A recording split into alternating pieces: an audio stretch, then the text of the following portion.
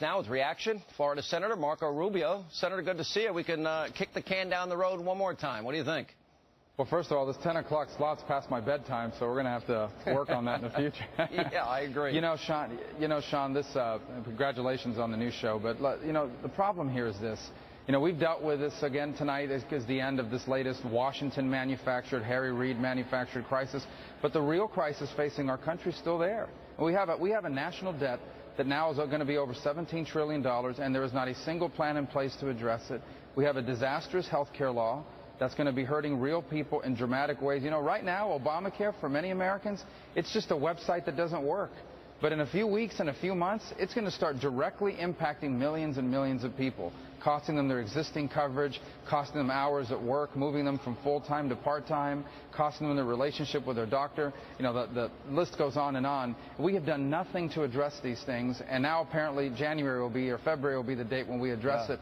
And the truth is, in the meantime, you have millions of Americans that feel like they're running in place. They're working hard, they're trying to get ahead, but they can't find a job, or the job they have doesn't pay enough.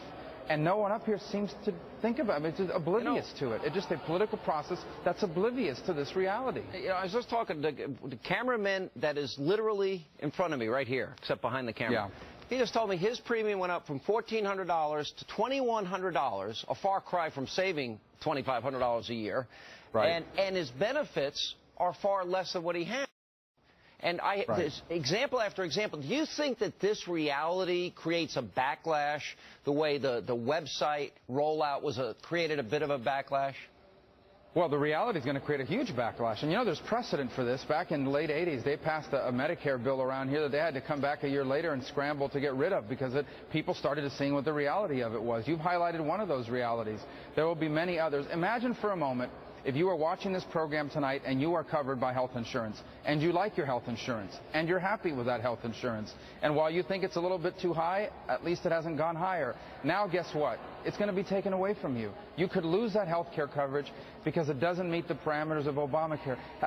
That is a fundamental promise the president made, which has been broken, that if you were happy with your health coverage, you got to keep it. That's not going to happen. And again, we have missed a golden opportunity to do something about it, but we haven't given up the fight. The one thing I want people to understand is they should not feel depressed about this or discouraged about the long term of it. We are going to prevail on this issue. It is just a matter of time. We will prevail because Obamacare is going to be a disaster, and it won't be long before many people in this town will be scrambling to try to fix it or get rid of it. I actually agree with you. I think it will collapse of its own weight. I think it is unsustainable. I think people are going to the sticker shock is now beginning to sink in, and I think the care is even going to be worse than the computer rollout.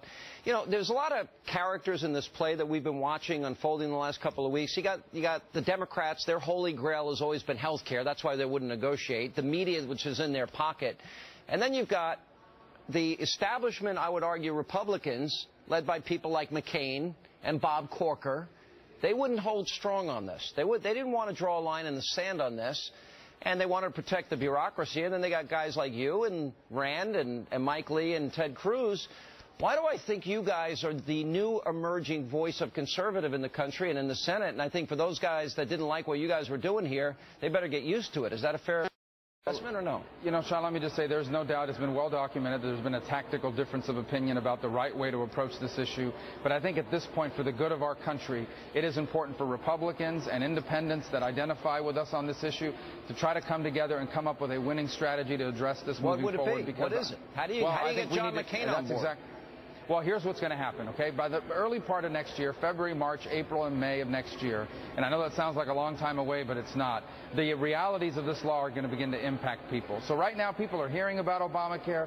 Maybe a lot of people are being affected by it, but we're talking about millions of people starting early next year are going to be directly impacted by what this law. And a lot of people are going to wake up and realize, hold on a second, this is not free health insurance.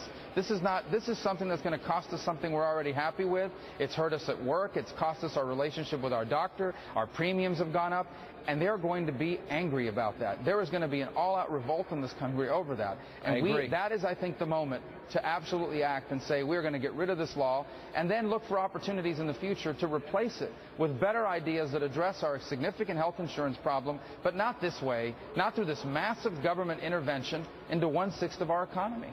That's why I supported you guys for fighting here. And that's why tactically, strategically, it would have been good politics. But, you know, sometimes, I guess even with your kids, people have to experience a certain amount of pain to wake up to the reality of what's coming. You know, Sean, it's one of the legitimate powers of Congress is to refuse to fund things or to fund things that we agree with, okay? That is a legitimate power. It belongs to the Congress under the Constitution. Why would I support spending a penny more on a program that I know for a fact is so painful, hurtful, and disastrous for the American economy and for the fundamentals of the American dream? That was a very legitimate goal to begin to chase, and I hope we will revisit it, because there will come a time here fairly soon where there will be millions and millions of people, including those who don't agree with us now, who will be begging to be let out from under this law. I think you're right. Good to see you. Thanks so much for putting up the fight. Can I wish my wife a happy anniversary? The fact that you're here with me instead of her, that was almost as bad a choice as McCain's. Happy anniversary, Sean. Mrs. Rubio. Thank you. You don't want to say anything to her? Go ahead. Happy anniversary. 15 great years. I'm looking forward to many, many more. All right, you're catching up to me. I'm at 20. Good to see you, Senator. Happy anniversary. Thank you, Sean.